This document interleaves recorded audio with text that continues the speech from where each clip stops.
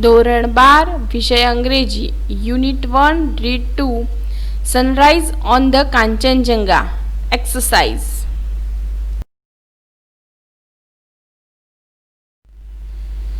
મિત્રો, પેપરની અંદર પોએમના ક્વેશ્ચન એ આપણને section C question number 44 to 48 એ નંબરમાં પૂછાશે, જેની ઇન્સ્ટ્રક્શન હશે read the stanza and answer the questions given below. આપણને આ 5 પ્રશ્નો માટે 2 અલગ અલગ પોએમ રહેશે.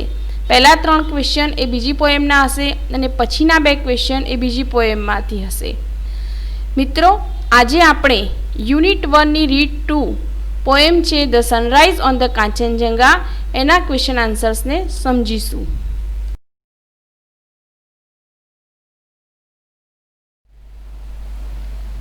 The vapors rise to the morning skies, clad in a purple glory, while the love light glows on the eternal snows.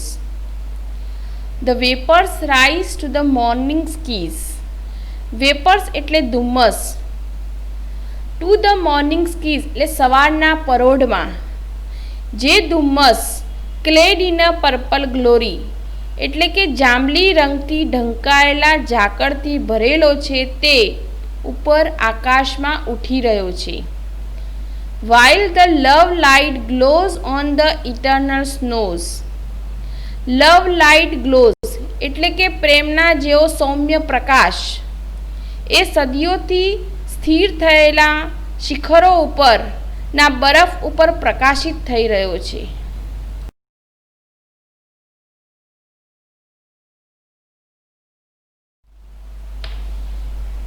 મિત્રો, ફરીથી એકવાર રિપીટ કરી લઈએ કે વહેલી સવારના આકાશમાં જાંબલી રંગથી ઢંકાયેલા ઝાકળથી ભરેલા ધુમ્મસનો ઉદય થાય છે ત્યારે સદીઓથી શિખરો ઉપર કાયમી સ્થિર થયેલા બરફ ઉપર પરોઢનો સુંદર પ્રકાશ ચમકે છે.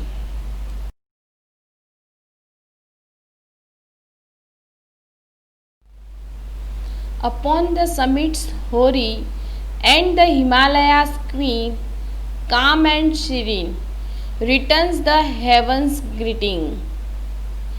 Upon the summits hoary, summits એટલે શિખર અને હોરી એટલે પ્રાચીન, એટલે કે સદીઓથી શિખર ઉપર સ્થિર થયેલી બરફથી આચ્છાદિત હિમાલયની રાણી એટલે કે કાંચનજંગા જે શાંત અને ગંભીર છે તે સ્વર્ગની શુભેચ્છાને પૃથ્વી પર પાછી મોકલે છે.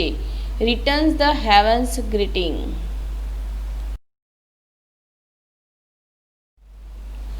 In robes of white bathed in a golden light, where earth and sky are meeting.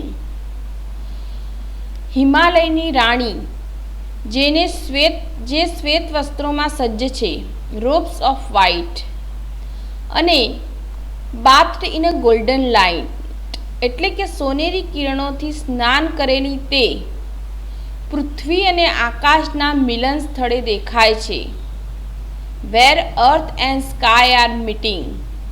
પૃથ્વી અને આકાશના સ્થળે એનું મિલન થાય છે, જે ગોલ્ડન એટલે કે સોનેરી કિરણોથી સ્નાન કરી રહી હોય એવું ભાસી રહ્યું છે.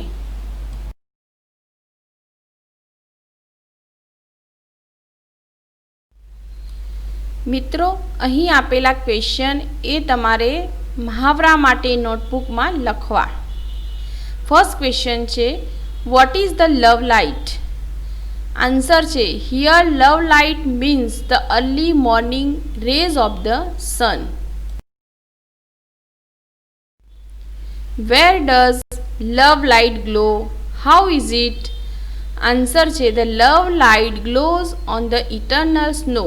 It looks purple.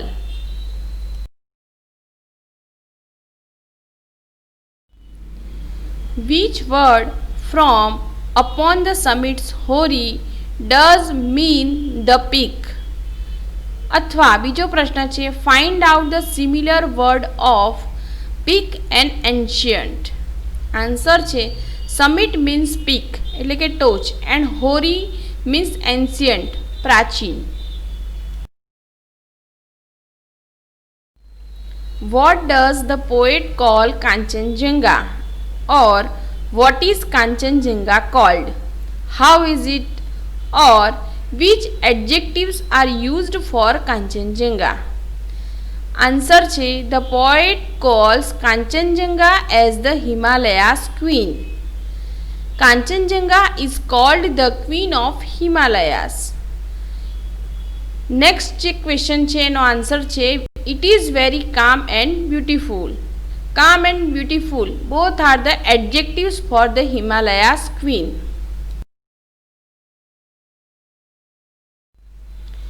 Where is the snow?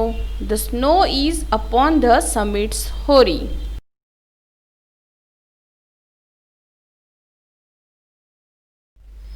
Which word means attire or dress from in robes of white?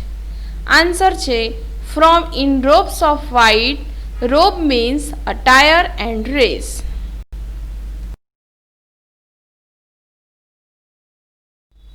How does it look at horizon? Answer, it looks as if it has bathed in golden light at the horizon.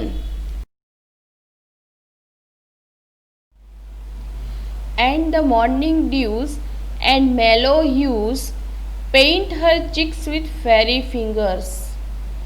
અને સવારનું ઝાકળ, morning ડ્યુસ means સવારનું ઝાકળ, અને તેના સહજ રંગો મેલો હ્યુઝ, મૃદુ નયનરમ્ય રંગો મેલો હ્યુઝ પેઇન્ટ હર ચીક્સ, તેના ગાલને પોતાની કોમળ આંગળીઓથી રંગી રહ્યા છે. Paint her cheeks with fairy fingers, fairy જેવી કોમળ આંગળીઓથી તેના ગાલ ઉપર આ રંગો એ જાણે કે એને રંગ કરી રહ્યા હોય એવું લાગી રહ્યું છે.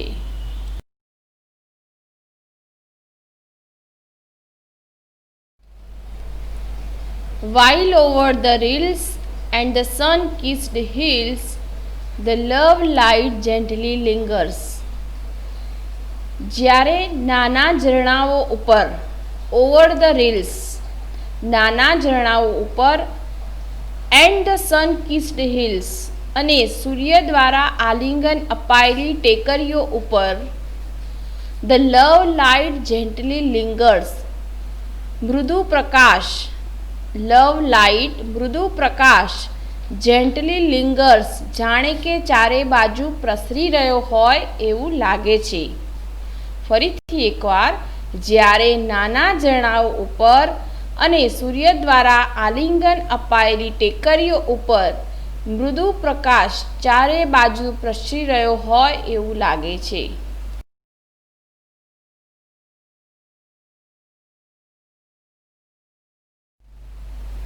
And the breaking day sends the first faint ray of love's undying fountains. અને ત્યાં સવારનો ઉદય થાય છે ત્યારે of loves અનડાઇંગ fountains, અનડાઇંગ fountains means અવિરત પ્રેમના ફુવારા, ઉડાડતી કાંચનજંગા સવારના આ પહેલા કિરણને, ધ ફર્સ્ટ ફેન્ટ રે, ઝરણા સ્વરૂપે પૃથ્વી પર પરત કરે છે.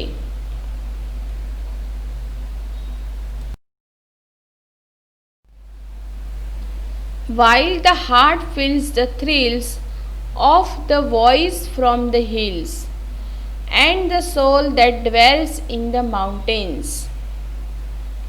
એટલે કે ઝરણાનો અવાજ સાંભળીને the heart feels the thrills, હૃદય રોમાંચ અનુભવે છે, અને the soul that dwells in the mountain, અને મારો આ આત્મા એટલે કે કવિનો આત્મા આ પર્વતોમાં સ્થાયી થઈ જાય છે.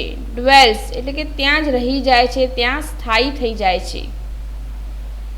ફરીથી, while the hearts feel the thrills of the voice from the hills, ટેકરીઓમાંથી ઝરણાનો જે અવાજ છે તે સાંભળીને કવિનું હૃદય રોમાંચ અનુભવે છે અને તેનો આત્મા એ પર્વતોમાં સ્થાયી થઈ જાય છે.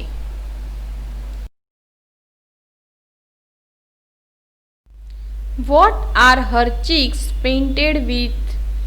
Answer. Her cheeks are painted with soft colors with the fairy fingers.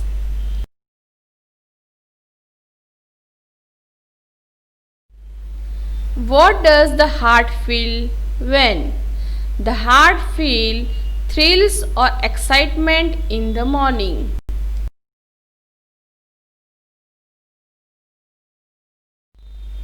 Which figure of speech is predominantly used in this stanza?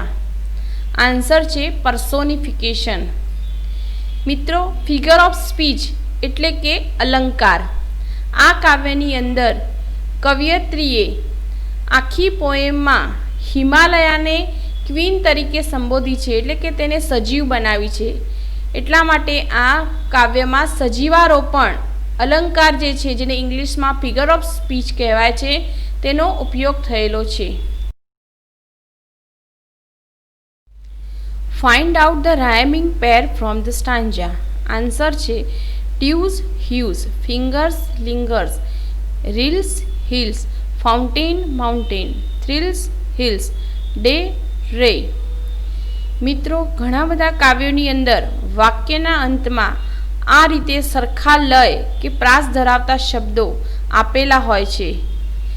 તે ખૂબ જ સરળ છે, એટલે જો પરીક્ષામાં પૂછાય તો એને જરૂરથી લખવા.